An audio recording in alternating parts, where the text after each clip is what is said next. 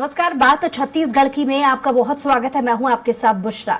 Mission 2024 की तैयारियां किस तरीके से चल रही हैं, ये आज हमारे खास कार्यक्रम में बताने वाले हैं। दरअसल विधानसभा चुनाव के बाद अब बीजेपी और कांग्रेस दोनों प्रमुख राजनीतिक दल मिशन 2024 की तैयारी में जुट गए हैं। बीजेपी जहां भारत संकल्प यात्रा के माध्यम से लोगों को पार्टी से जोड़ने के लिए अभियान चला रही है, तो वहीं कांग्रेस भी भारत न्याय यात्रा के माध्यम से लोगों के बीच पहुंचने की तैयारी कर रही है। भारत न्याय यात्रा के साथ मिशन 2024 की तैयारियों को लेकर कांग्रेस के आला नेताओं की दिल्ली में काफी अहम बैठक हुई है। इस पर पहले देखिए खास रिपोर्ट, उसके बाद चर्चा की शुरुआत। दिल्ली में लोकसभा चुनाव और भारत न्याय यात्रा को लेकर कांग्रेस की आज अहम बैठक हुई है। इस बैठक में छत्तीसगढ़ प्रदेश अध्यक्ष दीपक बैज, नेता प्रतिपक्ष डॉक्टर चरणदास महंत समेत प्रदेश के कई नेता शामिल हुए हैं। वहीं भूपेश बघेल शाम को एआईसीसी की बैठक में शामिल हुए। बैठक में कांग्रेस की मीटिंग का एजेंडा 2024 के लोकसभा चुनाव में जीत हासिल करने और भारत न्याय यात्रा की विस्तार से तैयारी करने का रहा। इसमें नेताओं से कहा गया है कि दोनों की सफलता जरूरी है, इसलिए इसे समय देने की जरूरत है।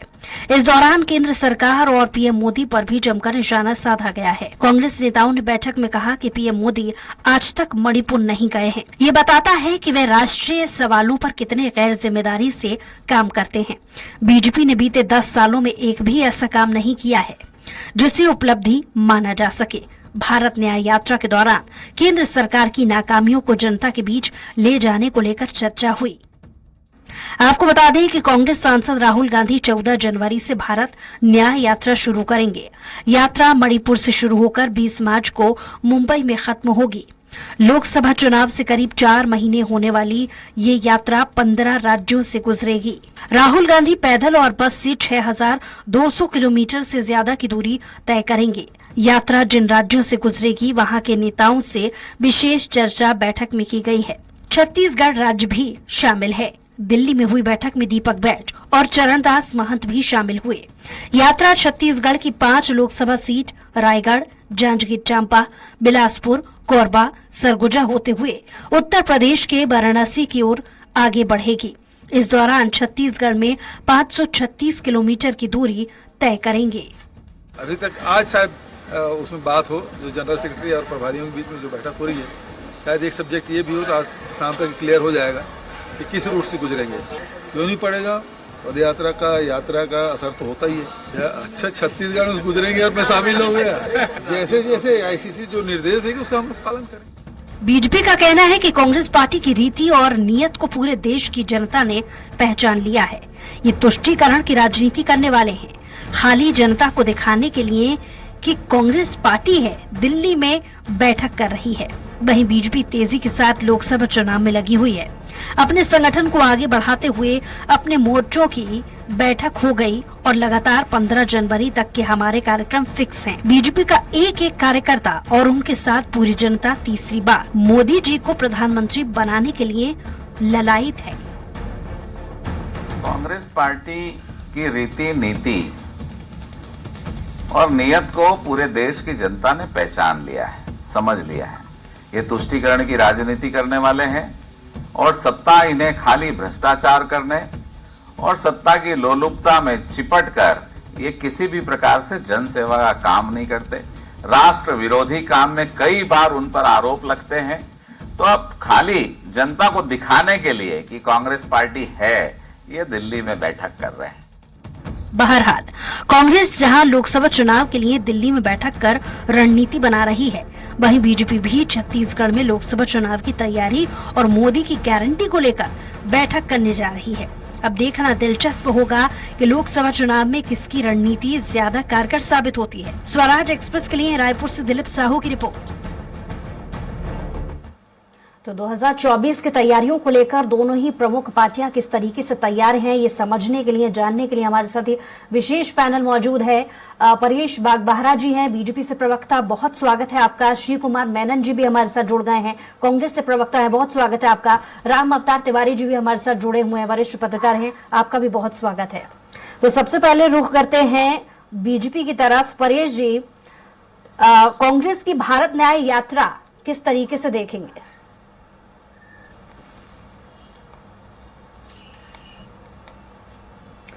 देखिए, जो अपने 9-10 साल के कार्यकाल में आदरणीय मोदी जी ने पूरे देश के जो गरीबों की सेवा की है, चाहे वो आयुष्मान भारत योजना हो, उज्ज्वला योजना हो, 80 करोड़ परिवार को मुफ्त राशन देने की बात हो, कोरोना का जो हाहाकार था, इतनी बड़ी आपदा थी, उसमें मुफ्त कोरोना का वैक्सीन उन्होंने लगवाया, किसान सम्मान निधि हो, ऐसे अनेकों नल, हर घर नल, इस प्रकार की जो योजना है, प्रधानमंत्री आवास योजना है, दुनिया और मोदी जी का प्रधानमंत्री फसल बीमा योजना है, ये इतने प्रकार के इन्होंने काम किए हैं कि हर एक परिवार में हिंदुस्तान का, भारत का कोई भी ऐसा घर नहीं होगा, परिवार नहीं होगा जो मोदी जी की योजना से लाभान्वित नहीं हुआ होगा।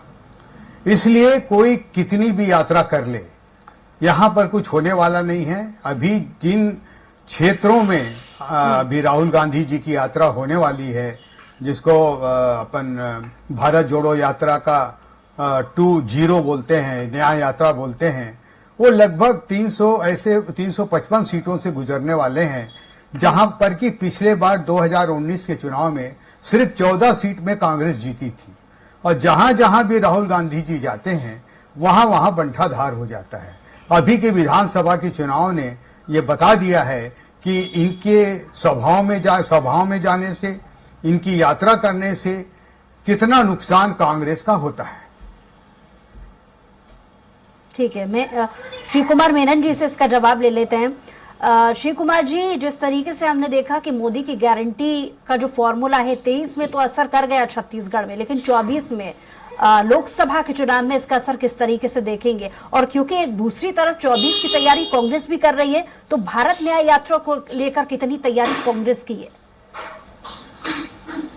बुशरा जी, सबसे पहले तो मैं मोदी जी की गारंटी की जो आपने बात की है, कल कैबिनेट की बैठक हुई थी, बहुत उम्मीद किए थे हम लोगों ने कि जिस बात को राजनीति करते हुए 5 साल भाजपा पार्टी ने पूरे छत्तीसगढ़ के अंदर राजनीति किया, शराबबंदी, वो शराबबंदी पहली कैबिनेट में लागू हो जाएगी ऐसा हमको लग रहा था, लेकिन वो नहीं कर पाए। महतारी वंदन के करीब 58-60 लाख फॉर्म इन्होंने भरवाए, उनके संबंध में कोई चर्चा उस कैबिनेट में की नहीं गई।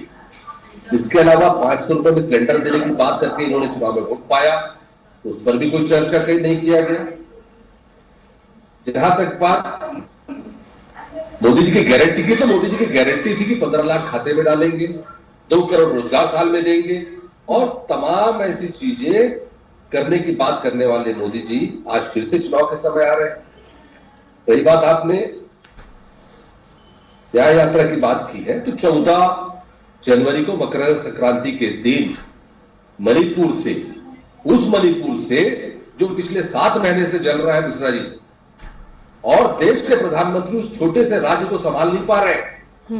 बात करना बहुत आसान है, बड़ी बड़ी बातें करना बहुत आसान है, वहां बच्चियों के साथ बलात्कार हो रहा है, भीड़ उन्मादी हो गई है, 150 लोगों की लाशें का अंतिम क्रिया नहीं कर पा रही है, वहां के लोग नहीं कर पा रहे हैं।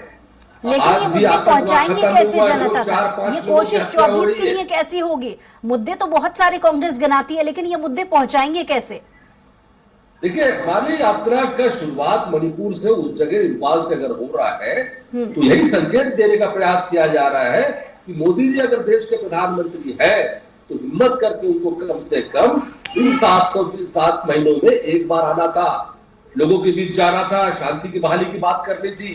हम वहां से शुरुआत कर रहे हैं। चुनाव सिर्फ जितना हमारा मकसद नहीं, देश के संविधान को बचाना, देश के अंदर में जो एक माहौल खराब किया जा रहा है, चाहे वहां की बात हो, चाहे मिजोरम, नागालैंड, नॉर्थ ईस्ट की जो स्टेट है, सेंट्रल स्टेट है, कश्मीर के अंदर माहौल बिगड़ रहा है, पंजाब के अंदर माहौल बिगड़ रहा है, तमाम ऐसे प्रदेश के अंदर में जहां पर कहीं कोई ऐसी दिक्कतें नहीं आती थी पहले, आज 9 सालों के अंदर में माहौल इतना बिगड़ चुका है, लेकिन कहीं भी केंद्र सरकार की भूमिका नजर नहीं आ रही है। मोदी जी और मोदी जी की पूरी टीम सिर्फ और सिर्फ एक ही उनका उद्देश्य है, चुनाव जीतना, चुनाव लड़ना, चुनाव के लिए सीट जीतने, सरकार बनाने, इसके सिवाय उनकी प्राथमिकता कहीं नहीं है कि जनता को कहीं महंगाई से ठीक है। राहत राम मिले। अवतार जनता जी के को पास भी पेट्रोल चलेंगे, उनसे भी के- एक रिएक्शन मैं जानते एक बात खत्म हैं। करूंगा, राम अवतार जी, पेट्रोल जिस के तरीके से दाम- हम देख रहे हैं बीजेपी और कांग्रेस दोनों ही पार्टियों की अपनी अपनी तैयारी 24 को लेकर के नजर आ रही है। बैठकों का दौर देखा जा रहा है, यात्राओं का दौर देखा जा रहा है। जब कांग्रेस से पूछा जाता है कि उनकी 24 को लेकर तैयारी क्या है, तो भारत न्याय यात्रा का जिक्र करते हुए मणिपुर से इसकी शुरुआत क्योंकि कर रहे हैं, तो कहीं ना कहीं मणिपुर को बार बार बीच में लेकर के आ रही है कांग्रेस। फायदा या नुकसान, किस तरीके से पूरा एनालिसिस रिपोर्ट आपकी क्या कहती है?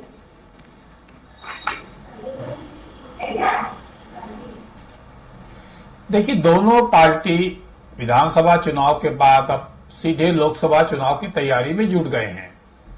एक तरफ भाजपा राम मंदिर की प्राण प्रतिष्ठा को लेकर देश भर में एक अभियान चलाए हुई है, जगह जगह राम यात्राएं हो रही है, पूजा पाठ हो रहे हैं। एक बड़े व्यापक तैयारी जो आगामी पूरा महीना भर चलेगा, उसके जरिए भाजपा लगी है। दूसरी तरफ कांग्रेस जो है कई तरह की समस्याओं से जूझ रही है। उसके सबसे बड़े लीडर जो है राहुल गांधी की न्याय यात्रा निकालने की कोशिश की है। अब न्याय यात्रा में वो ये बताने की कोशिश करेंगे कि संस्थाओं में न्याय नहीं हो रहा है, लोगों के साथ एक तरफा कार्रवाई हो रही है। जो विपक्ष की भूमिका है वो बेहतर तरीके से निभाने की कोशिश करेंगे। उनके जो नेतृत्व है, नेता है, उनके जो व्यक्तित्व है, उनके काम है, उनकी सोच है, वो जनता तक ले जाएंगे। और ये बड़ा अच्छा माध्यम है।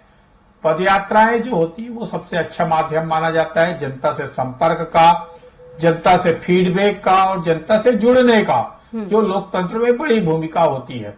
तो दोनों पार्टियां एक तरह। ठीक है, परेश जी के पास चलते हैं। परेश मत जी, देना है कि किसके साथ है जनता, वो जनता वोट देगी। ठीक है परेश जी, जिस तरीके से कांग्रेस में बैठकों का दौर देखा जा रहा है, बड़े बड़े दिग्गज नेता दिल्ली की तरफ रुख कर रहे हैं। एक प्रमुख सवाल जो कांग्रेस पार्टी की तरफ से नजर आ रहा है, सीधे तौर पर उन्होंने कहा है कि मणिपुर की घटना जब सामने आई थी तब से अब तक प्रधानमंत्री नरेंद्र मोदी ने इसको लेकर के कुछ भी नहीं कहा है। सीधा निशाना उन्होंने साधा है कि राष्ट्रीय सवालों पर कितने गैर जिम्मेदारी से काम कर रही बीजेपी, इससे समझ आता है। इस सवाल का जवाब क्या दीजिएगा?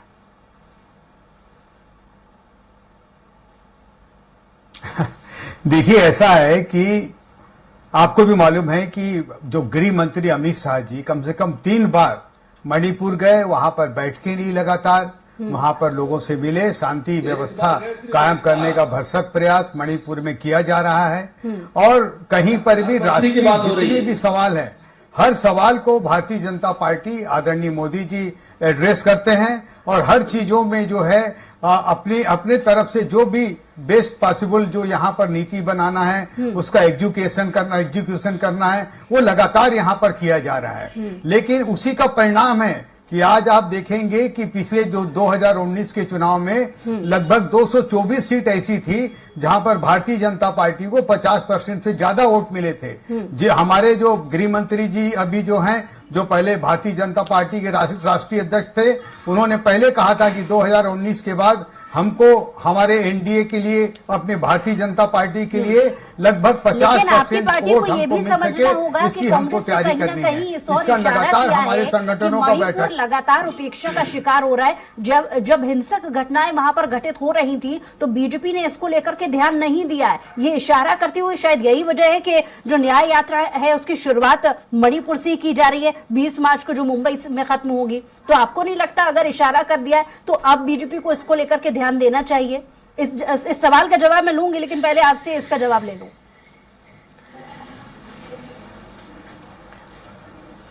देखिए, ऐसा है कि 84 के दंगों को कोई नहीं भूला है कि किस तरीके से सिखों को दौड़ा दौड़ा के उनकी हत्या की गई थी, किस तरीके से कश्मीर में जो है ब्राह्मण हिंदुओं को मारा गया था, किस प्रकार से इनके समय में जगह जगह नरसंहार किया गया है, किस तरीके से इनकी तुष्टीकरण की नीति के कारण से वहां पर साधुओं के ऊपर डंडे मारे गए थे जब आंदोलन किया गया था। तो ये सब, इनको कोई भी नैतिक अधिकार नहीं है किसी प्रकार की बात को बोलने का। ठीक है, क्योंकि सवाल कांग्रेस पार्टी की तरफ से, इसलिए जवाब इसका उन्हीं से ले लेते हैं। श्री कुमार जी, मणिपुर नहीं गए अभी तक प्रधानमंत्री, ये सवाल उठा रही है कांग्रेस, जिसमें सवाल ये भी उठाया है कि कितनी गैर जिम्मेदारी से काम करती है बीजेपी, और साथ ही साथ एक और जो आरोप आपकी पार्टी की तरफ से आया है, 10 सालों में एक भी ऐसा कोई काम नहीं किया है जिसे उपलब्धि माना जाए। इसके आपकी नजर में क्या मायने हैं जो आरोप लगाए जा रहे हैं? निश्चित से बिल्कुल सही आरोप है। देखिए, सिर्फ मणिपुर की बात नहीं है, सही मणिपुर के अलावा कश्मीर के अंदर अभी अराजकता का माहौल दिख रहा है। पंजाब के अंदर में जो उग्रवाद खत्म हो चुका था कांग्रेस के कार्यकाल में, धीरे धीरे अब ये फैल रहा है, और पूरे विदेश के अंदर में रहने वाले भारतीय मंदिर तक अब सुरक्षित नहीं है, सिर्फ इन गलत नीतियों के कारण।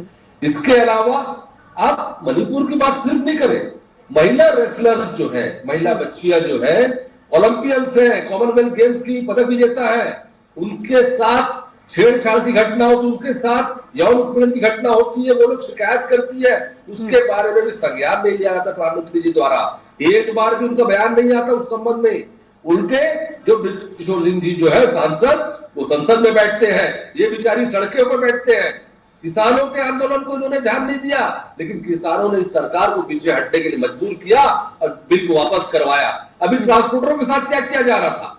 ट्रांसपोर्टर के साथ यही किया जा रहा था, बिना चर्चा किए, बिना बात किए, ट्रांसपोर्टर के ऊपर में और ड्राइवरों के ऊपर में ऐसे नियम लागू कर रहे थे वो जो उनको कभी भी उनको ये नहीं थे कि वो उनको मान सके, है ना। तो बिना सोचे समझे संसद के अंदर संसद चलने नहीं दे रहे थे, सांसदों को बाहर निष्कासित कर दिया जाता है, विपक्ष के 140 को सांसदों को, और अंदर में वैसे नियम काले कानून लाने का प्रयास करते हैं। आज डर के फिर एक बार किसानों के आंदोलन के समान फिर डरना पड़ा और वापस लेना पड़ा। मोदी जी को चुनावी राजनीति के सिवाय बात अमित शाह जी की कर रहे थे। अमित शाह जी ने एक बार मणिपुर का दौरा किया है, मणिपुर का दौरा करने से नहीं होता है, आप वहां के लोगों के ऊपर विश्वास जगाइए, वो भारत का भी हिस्सा है। कैसे नेहरू जी ने उस क्षेत्र को भारतवर्ष के अंदर में उस समय जोड़ा, पूरे नॉर्थ ईस्ट को, नागालैंड, मिजोरम, सभी क्षेत्र, असम के अंदर में हर जगह माहौल बना, रात को कर्फ्यू लगा रहता है। ऐसे देश की स्थिति बनाते जा रहे हैं लोग, और सिर्फ चुनावी राजनीति करने के लिए। कहीं ना कहीं आज सोचने का समय आ गया है, देश की जनता को भी समझाने का और जानने का अवसर आ गया है कि आज इस सरकार में, मोदी जी की सरकार में हमारी सीमाएं सुरक्षित नहीं है, हमारे लोग आपस में समन्वय के साथ, समरसता के साथ नहीं रह पा रहे हैं। तो कहीं ना कहीं न्याय यात्रा के माध्यम से, ठीक है, राम अवतार जी से भी इस पर रिएक्शन ले लेते हैं। राम अवतार जी, जिस तरीके से कांग्रेस ने मणिपुर मामले को एक तरीके से, इस मुद्दे को और भुनाने की जिस तरीके से कोशिश की है, और ये बार बार याद दिलाने की कोशिश की है कि प्रधानमंत्री अब तक मणिपुर नहीं गए हैं, दूसरा मणिपुर से ही न्याय यात्रा की शुरुआत करना, तो इसका कितना असर बीजेपी पर 2024 के लिए आप देख पा रहे हैं, इस नीति को अगर समझा जाए? देखिए, देश के लिए मणिपुर की घटना एक बड़ी घटना तो है, इस घटना को नकारा नहीं जा सकता।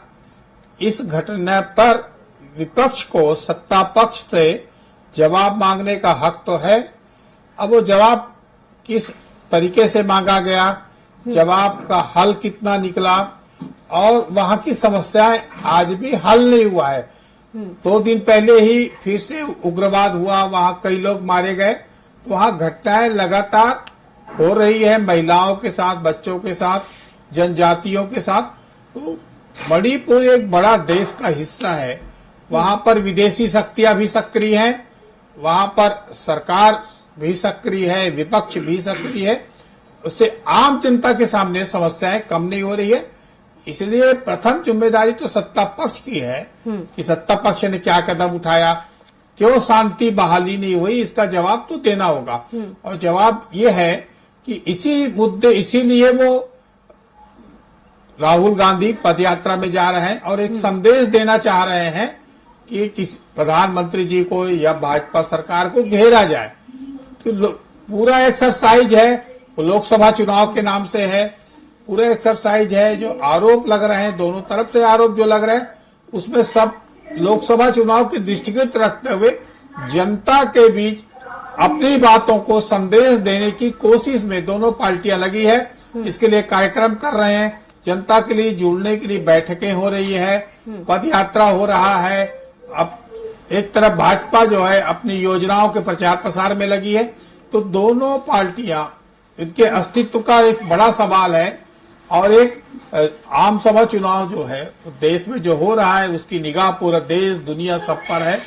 ऐसे में मोदी एक बड़े नेता हैं, दिग्गज नेता हैं, जनता की भावनाओं और नब्ज को बखूबी समझकर राजनीति करते हैं। तो ऐसे नेता से मुकाबला करने के लिए भाजपा से कैसे मुकाबला किया जाए, इसकी कोशिश में कांग्रेस लगी है। कांग्रेस अलग अलग माध्यम से अपने पदयात्रा, आरोप की प्रत्यारोप, कई घटनाक्रमों को उजागर करने का जो लोकतंत्र में है उसकी कोशिश में लगी है। तो इसी का हिस्सा ही पदयात्रा है। पदयात्रा से वो जमीनी हकीकत से जानना चाहते हैं, जमीनी हकीकत से जुड़ना चाहते हैं और एक अच्छा फीडबैक आएगा तो राहुल गांधी के व्यक्तित्व पर भी एक असर पड़ेगा। क्योंकि पहली यात्रा के बाद ये कहा जाता है जो उनको पप्पू कहा जाता था वैसा समझ पप्पू नहीं है, एक अच्छा व्यक्ति है, एक उनके प्रति एक संदेश गया, जुझारू हैं, वचन के पक्के हैं, तो इस तरह का नेता उनकी एक छवि बनी है। उस अब जो चुनाव लोकसभा को लेकर है, लोकसभा चुनाव में और हिंदी पट्टी क्षेत्र में, खासकर हिंदी पट्टी क्षेत्रों में, इसका जवाब ले लेते हैं परेश जी। इसमें कोई दो राय नहीं है कि मोदी की गारंटी के फॉर्मूले पर जब छत्तीसगढ़ के राज्य चुनाव को बीजेपी ने निकाल लिया और वो असर किया भी, लेकिन मुझे लगता है बहुत ज्यादा समय लोकसभा के लिए नहीं मिलने वाला है। जहां पर जनता मोदी की उन गारंटियों को पूरा होता देखेंगे तब तक लोकसभा के चुनाव आ चुके होंगे। तो जाहिर है एक तरफ राहुल, जैसा कि राम अवतार जी जिक्र कर रहे थे कि राहुल का संदेश देने की जो एक फॉर्मेट है उस पर तो वो काम करेंगे ही, लेकिन मोदी की गारंटी में कहीं बीजेपी इतना पीछे ना हट जाए कि मणिपुर जैसे गंभीर मसलों को भूलकर बहुत लाइटली लेने लग जाए कांग्रेस को।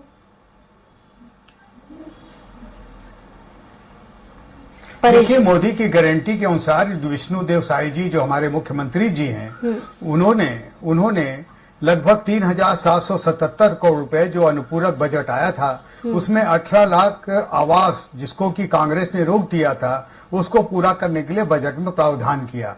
और लगभग 2 साल का जो बोनस है 13.5 लाख किसानों को 3,700 करोड़ रुपए ट्रांसफर कर दिए गए हैं। और अभी महतारी वंदन योजना के लिए भी 1200 करोड़ रुपए का प्रावधान किया गया है।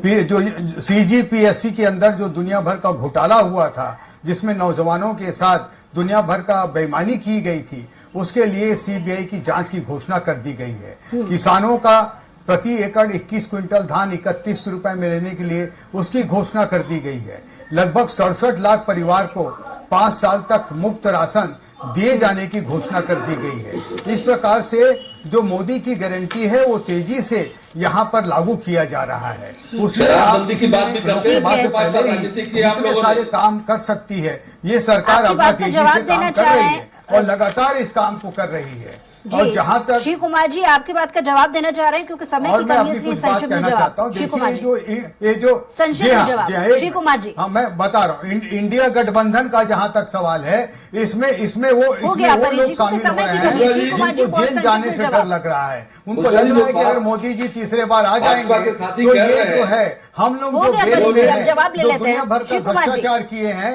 वो सब लोग जेल के अंदर जाएंगे। उससे बचने के लिए, जेल से बचने के लिए लोगों का एक गठबंधन बचा है। ये गठबंधन बना करके बहुत शुक्रिया हमारे साथ जुड़ने के लिए। परेश जी आपका भी बहुत शुक्रिया, राम अवतार जी आपका भी बहुत शुक्रिया, क्योंकि समय की गलती है। बहरहाल मिशन 2024 की तैयारियों में एक तरफ कांग्रेस भी जुटी हुई है और बीजेपी भी जुटी हुई है। देखने वाली बात होगी कि दोनों ही पार्टियों की बैठकों का और इन यात्राओं का असर 2024 के नतीजों में किस तरीके से पड़ता है। हमारी खास पेशकश मिलता है कुछ और खबरों के लिए देखते रहिए स्वराज एक्सप्रेस।